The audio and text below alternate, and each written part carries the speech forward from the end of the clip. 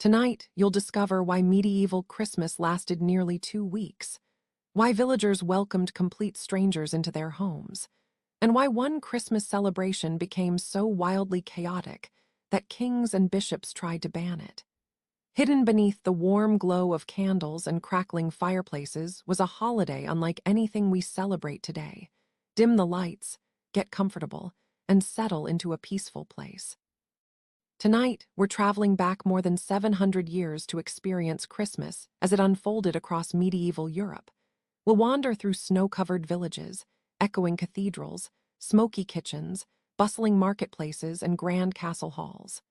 Along the way, you'll meet ordinary families, monks, kings, musicians, and wandering travelers, discovering traditions that have quietly shaped the holiday season we still know today. So, close your eyes, breathe slowly, and let history gently carry you towards sleep. Tonight, imagine that it's Christmas morning in the year 1285. The world is still asleep beneath a blanket of frost, and the only sound breaking the silence is the distant ringing of church bells drifting across the frozen countryside. Thin trails of smoke rise from small wooden cottages, curling gently into the pale winter sky. The sun has barely begun to appear, casting a soft golden light over snow-covered fields that seem untouched, except for the footprints of villagers making their way toward the church. For the people of medieval Europe, Christmas was never just a single day. It was the beginning of one of the longest and most joyful seasons of the entire year. While today many of us think of Christmas as lasting only a day or two, medieval families celebrated for nearly 12 full days, beginning on December 25th and continuing until the Feast of the Epiphany on January 6th. During that time, villages that were usually busy with endless work became places filled with music, storytelling, shared meals, and quiet moments of celebration. To understand why Christmas felt so extraordinary, it helps to remember what ordinary life was like during the rest of the year.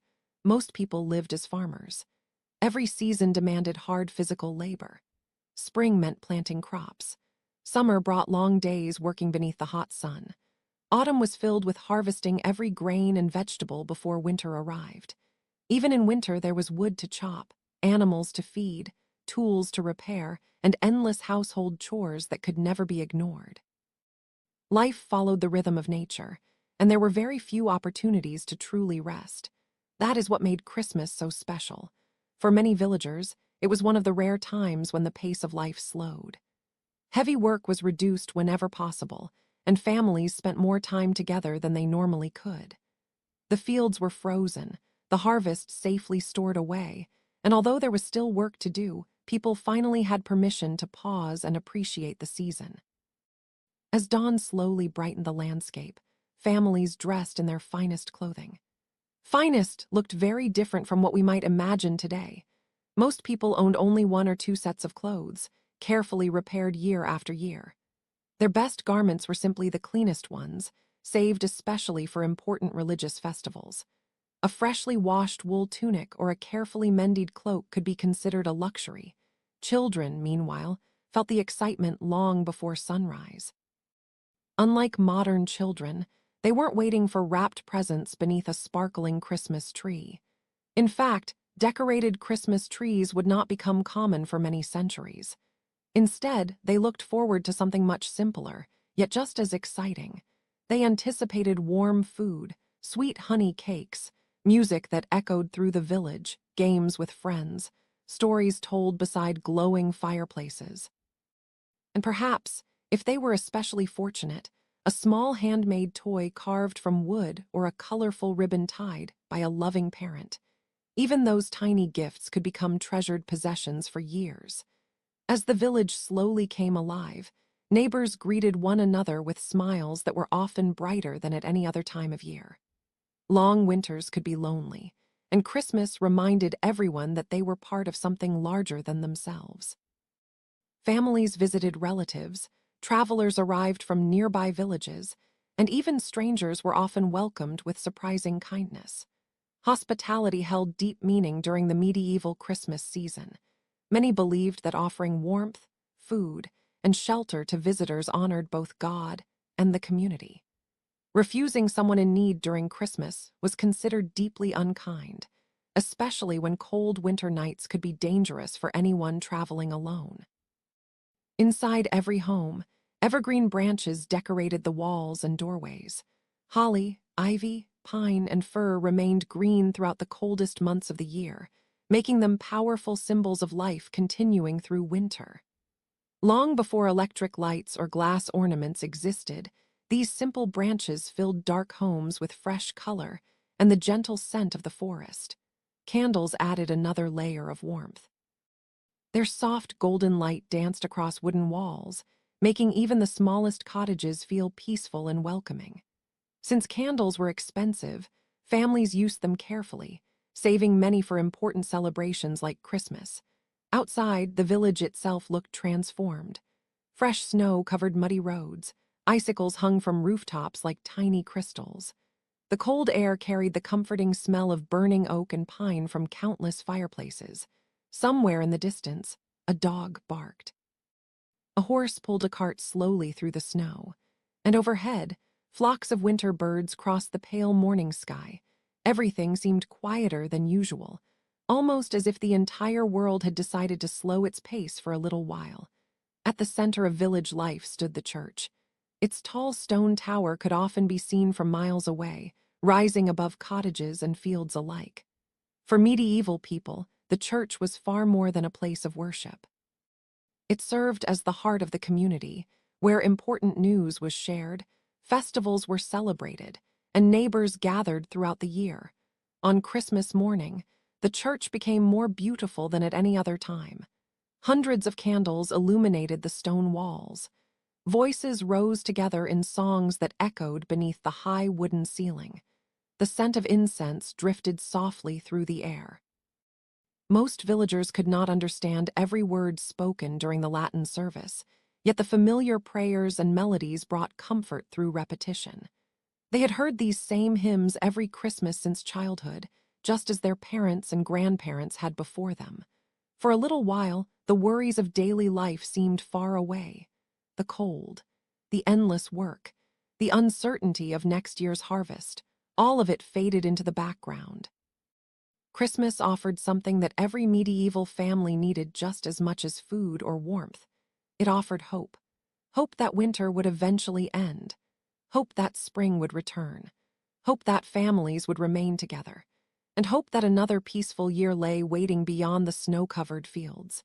As church bells continued to ring across the quiet countryside, the Christmas season had only just begun, and many more remarkable traditions were waiting to unfold. Imagine that the church service has just ended, and the heavy wooden doors slowly swing open. A wave of crisp winter air greets everyone as villagers step outside beneath a pale afternoon sky. Their breath rises in soft clouds as they gather in small groups, exchanging warm smiles and quiet greetings before making their way home along snow-covered paths. The Christmas bells continue to ring gently in the distance, their sound carrying across frozen fields and peaceful forests. For many people, this familiar melody is one of the happiest sounds of the entire year. It marks the beginning of a day unlike any other. As you walk through the village, you notice smoke curling from nearly every chimney. Inside each cottage, fires have been burning since before sunrise. Families have spent hours preparing the finest meal they can manage with the food they carefully saved throughout autumn. The scent drifting through the cold air is comforting, fresh bread baking in stone ovens. Thick vegetable pottage slowly bubbling over an open fire, roasted meats turning on iron spits, sweet honey warming in small clay pots. For medieval families, these smells meant far more than delicious food. They represented months of careful planning and hard work. Every loaf of bread, every piece of cheese, every preserved apple had been stored with winter in mind. Nothing was wasted. Inside a modest cottage, the table is much simpler than those found in castles, yet it feels rich with warmth. A rough wooden board serves as the dining table. Simple bowls made from wood or pottery are carefully arranged. A single candle flickers in the center, casting gentle shadows across smiling faces. The family gathers together. Grandparents sit beside grandchildren. Parents offer quiet prayers before the meal begins. Even the youngest children understand that today is different. There is no rush. Nobody hurries through the meal. Conversations flow slowly as everyone enjoys food that may not appear again until next Christmas. The bread is darker and heavier than modern bread, made from rye or barley instead of soft white flour. Thick slices are shared around the table, sometimes used as plates beneath roasted meat before being eaten themselves. The stew is hearty, filled with root vegetables like turnips, onions, cabbage, and carrots. If the family has been fortunate, pieces of salted pork or beef add extra flavor. Cheese, carefully aged for many months, is sliced into small portions so everyone receives a share. Dried apples and pears appear at the end of the meal, along with walnuts and hazelnuts gathered during autumn. Children smile as they crack the nuts open using smooth stones collected from nearby streams. Perhaps the greatest luxury of all is honey. Sugar remains incredibly rare and expensive across much of medieval Europe, so honey sweetens cakes, drinks, and simple desserts. A small honey cake might seem ordinary today, but to a medieval child, it could feel as exciting as an entire box of holiday treats. Meanwhile, in the great halls of wealthy nobles, Christmas looks very different. Long wooden tables stretch across enormous rooms illuminated by hundreds of candles. Brightly colored tapestries cover cold stone walls, helping to keep warmth inside while also displaying the family's wealth. Servants move quietly through the hall carrying enormous platters filled with roasted goose, venison, wild boar, swan, and occasionally even peacock, its colorful feathers carefully arranged again after cooking to create a spectacular display. Spices fill the air: cinnamon, cloves, nutmeg, ginger, black pepper. These precious ingredients have traveled thousands of miles along dangerous trade routes from distant lands. Their presence on the Christmas table is a sign of tremendous wealth. But no matter whether someone lives in a castle or a tiny cottage, one thing remains surprisingly similar. Christmas is meant to be shared. Guests arrive throughout the day. Neighbors visit without needing formal invitations. Relatives who have walked for hours through snowy roads are welcomed beside the fire. Travelers passing through the village may even receive a warm meal before continuing their journey. In many communities, generosity is considered one of the greatest Christmas traditions. People believe that kindness shown during the holy season will bring blessings throughout the coming year. After the meal, the atmosphere grows even more cheerful. Someone reaches for a simple wooden flute.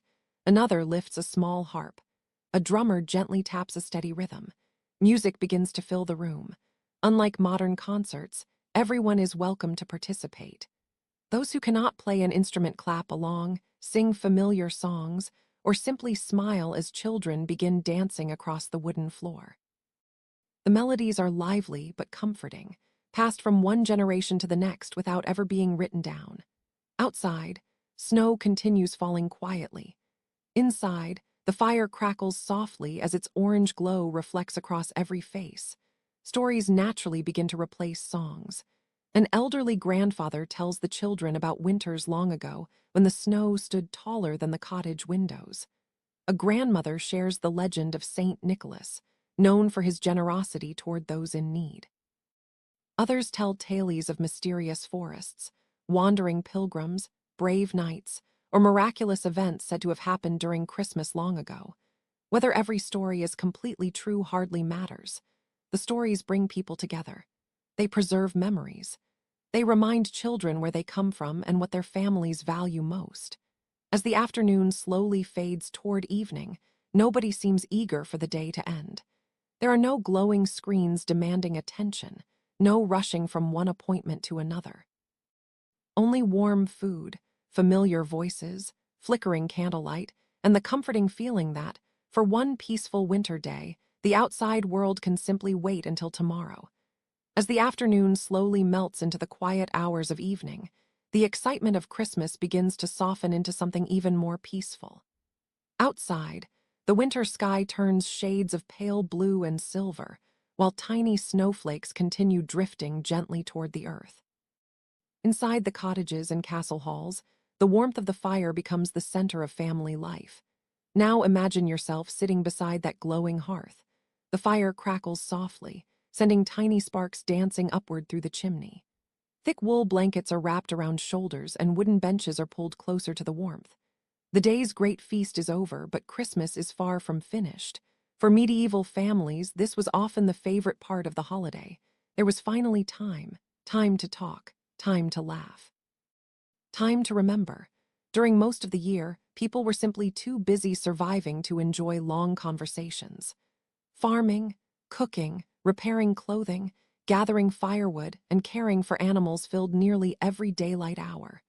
But Christmas created a rare pause, allowing families to enjoy each other's company without feeling rushed. Children gathered around their grandparents with eager expressions. Unlike today, there were no printed storybooks waiting on shelves.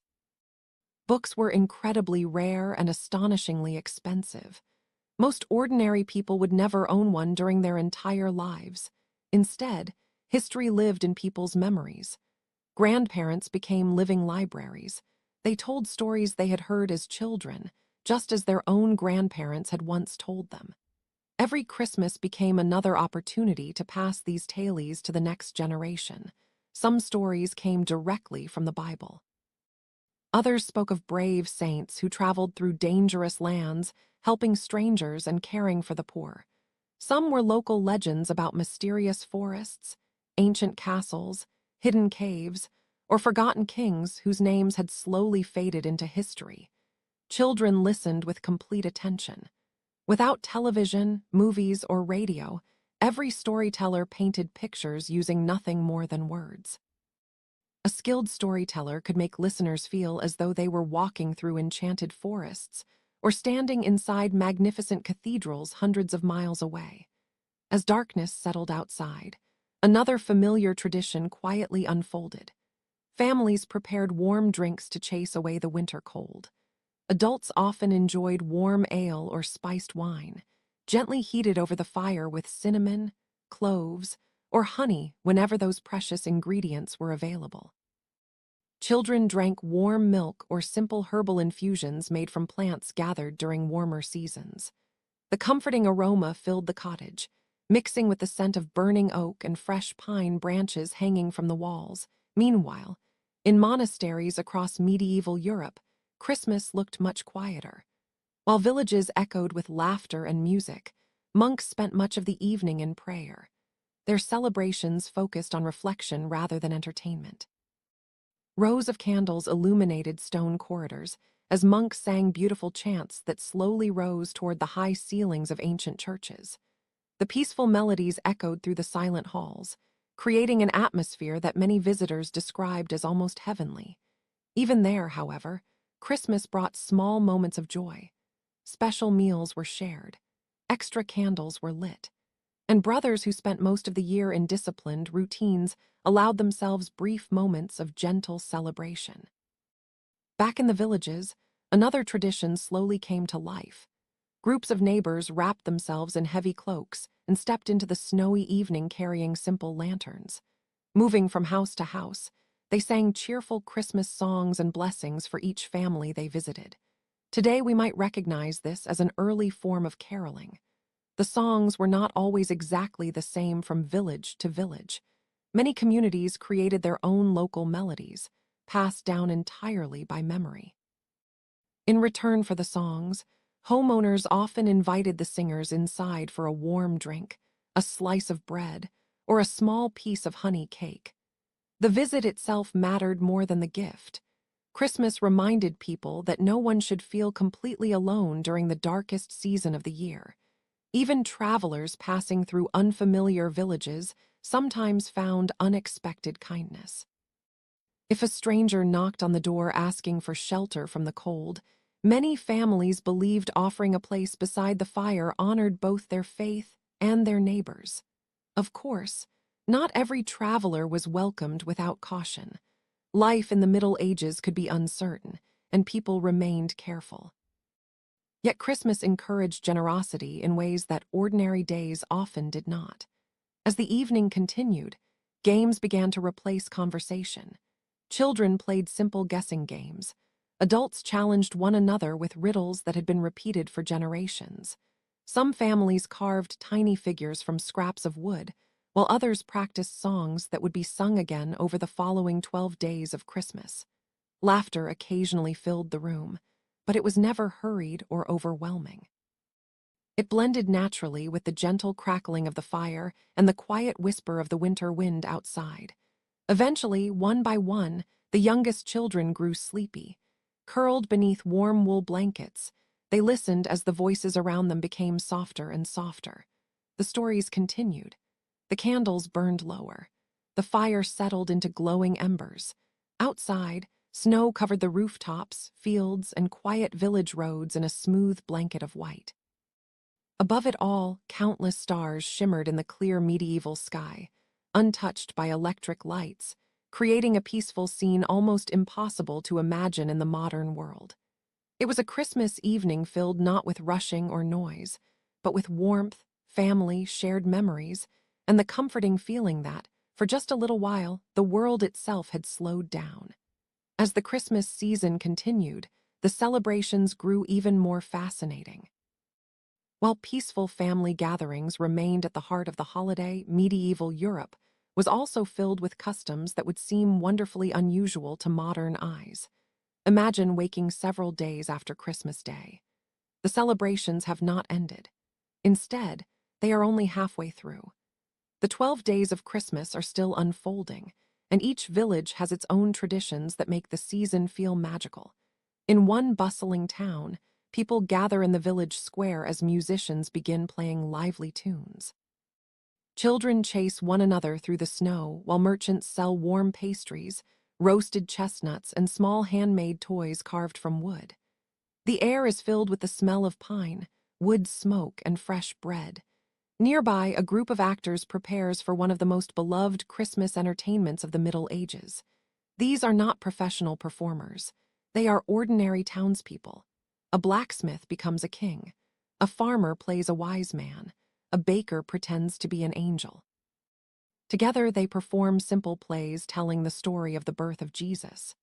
These performances are known as mystery plays, and for many people, they are the closest thing to theater they will ever experience. Since most villagers cannot read, these plays help bring Bible stories to life. Children watch with wide eyes. Adults smile at familiar scenes they have seen every Christmas since childhood. Sometimes the performances are serious and deeply moving. Other times, they include gentle humor that makes the audience laugh together. Not far away, another unusual tradition is taking place inside the great hall of a noble castle. A servant has been chosen to become the Lord of Misrule.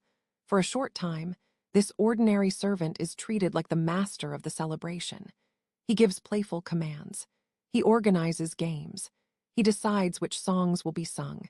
Even nobles willingly join in the fun, pretending to follow his cheerful instructions. Of course, everyone understands that this role lasts only during the holiday. Once Christmas ends, normal life returns. But for these few joyful days, laughter replaces strict rules. It is a reminder that celebration has its own special place in life. In another village, the evening brings a quieter but equally meaningful custom. Groups of neighbors carry lanterns into nearby apple orchards. The trees stand bare beneath the winter sky, their branches outlined against the bright stars. The villagers gather around the oldest apple trees and begin singing gentle blessings. They pour a little warm cider onto the roots and place pieces of toasted bread among the branches. To modern eyes, it might seem like an unusual ceremony. But medieval farmers believed these simple acts will encourage healthy trees and abundant fruit when spring finally returns. The orchard becomes silent once more as the villagers quietly walk home through the snow, hopeful for another successful harvest. Christmas also becomes a season of generosity. Many monasteries prepare large pots of soup and fresh loaves of bread for anyone who arrives hungry. Travelers, widows, and the poor often know they can find kindness behind monastery walls during the holiday. The monks believe that caring for strangers is one of the truest ways to honor Christmas. Even wealthy families sometimes leave food outside their homes for those less fortunate. not because they expect praise, but because generosity is seen as an important expression of faith. One remarkable story comes from medieval England. During particularly harsh winters, entire villages sometimes worked together to ensure that no family spent Christmas without food. Those who had extra grain shared it with neighbors. Hunters divided their game among several households. Bakers prepared additional loaves for elderly villagers who could no longer work. Life in the Middle Ages was often difficult, but Christmas reminded people that surviving winter was easier when everyone helped one another. There were also customs that sound almost unbelievable today. In some places, people believed animals behaved differently on Christmas Eve. Stories spread that cattle quietly knelt in their barns at midnight to honor the birth of Christ. Others whispered that birds sang more beautifully before dawn on Christmas morning. Whether anyone truly witnessed these events hardly mattered. The stories themselves brought comfort during the long winter nights. They reminded people that all of creation shared in the joy of Christmas. As evening settles once again over the countryside, candlelight glows through tiny cottage windows. Soft music drifts across the frozen fields. Children grow sleepy beside warm fireplaces, while grandparents continue telling stories that have traveled through generations. The celebrations are not loud or hurried. Instead, they unfold slowly, one peaceful moment after another, creating memories that families will carry with them until Christmas returns once more. Many people imagine that medieval Christmas looked exactly like the cheerful holiday scenes painted on greeting cards today. They picture endless feasts, smiling families, glittering decorations, and happy villages where everyone celebrated together without a care in the world. The truth, however, was much more gentle and much more human. One of the biggest myths is that every medieval family enjoyed enormous Christmas feasts. In reality, only wealthy nobles could afford lavish banquets filled with exotic spices, roasted swans, wild boar, and fine wines.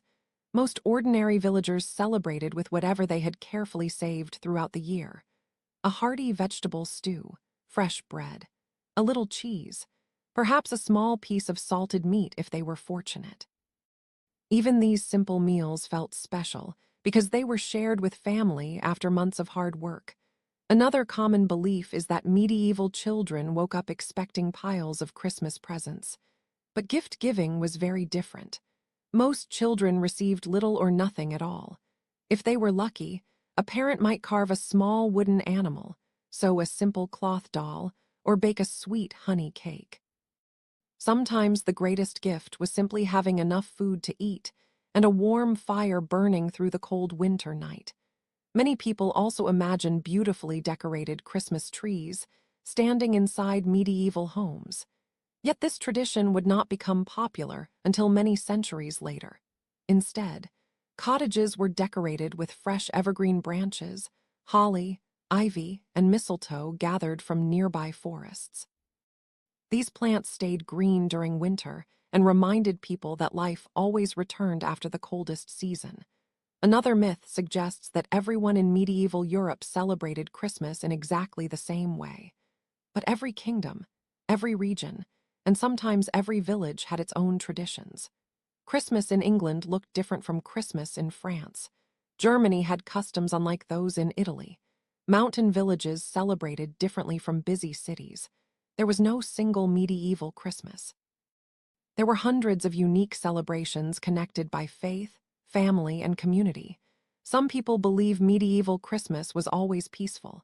Unfortunately, history tells a different story. Severe winters sometimes brought hunger. Poor harvests meant empty food stores. Illness spread easily during the colder months. Snowstorms could isolate entire villages for weeks. Yet even during difficult years, Christmas gave people something precious: hope. It reminded them that spring would eventually return, bringing warmer days and new harvests. There is another charming legend that survived for centuries. Some believed that at midnight on Christmas Eve, animals could briefly speak like humans. Others believed cattle quietly knelt inside their barns to honor the birth of Christ. Of course, historians have found no evidence that such miraculous events truly happened. These stories belong to folklore rather than history, yet they reveal something beautiful about medieval life. People found comfort in believing that even nature joined in the celebration of Christmas. Perhaps the greatest reality of medieval Christmas is much simpler than any myth. The holiday was never really about expensive decorations or grand displays. It was about slowing down, sharing what little you had, welcoming neighbors, remembering loved ones, finding warmth beside the fire while winter quietly covered the world outside. And in many ways, those values still feel wonderfully familiar today. As the final evening of Christmas approaches, the village slowly grows quiet once again. The joyful songs become softer. The laughter fades into gentle conversation. Candles burn lower with each passing hour. Outside, fresh snow blankets the rooftops, the fields, and the winding village roads until everything seems wrapped in peaceful silence. Inside each cottage, glowing embers provide the last warmth of the evening. Families gather close together beneath thick wool blankets. Some quietly finish the final pieces of bread and cheese. Others simply enjoy sitting together without saying very much at all. There is something deeply comforting about these quiet moments. No rushing. No loud celebrations, only the soft crackling of the fire, the occasional whisper of the winter wind outside, and the comforting knowledge that everyone is safe inside until morning. The church bells that rang so brightly on Christmas morning now sound slower and more distant across the sleeping countryside. Their gentle echoes drift through the frozen air before disappearing into the quiet night. Above the village, thousands of stars sparkle across an impossibly dark medieval sky. Without city lights, the heavens appear endless. The Milky Way stretches overhead like a pale ribbon of silver. For the people below, it is a reminder of how vast and peaceful the world truly is. Soon the 12 days of Christmas will come to an end. Farmers will return to their fields. Blacksmiths will light their forges. Millers will once again grind grain beside icy streams. Life will slowly settle back into its familiar rhythm. But the warmth of Christmas, the shared meals, the stories, the songs, the kindness shown to strangers, will remain in people's memories until winter comes again. And now, as the last candle gently flickers beside the fire, our own quiet journey through medieval Christmas also comes to an end. Thank you for joining tonight's peaceful walk through snowy villages, candlelit churches, warm cottages, and ancient traditions that have echoed across the centuries. May the calm glow of those medieval fireplaces, the distant sound of church bells, and the quiet beauty of a snow-covered village stay with you as you drift into a deep and restful sleep. Sleep well. And I'll see you in the next chapter of history.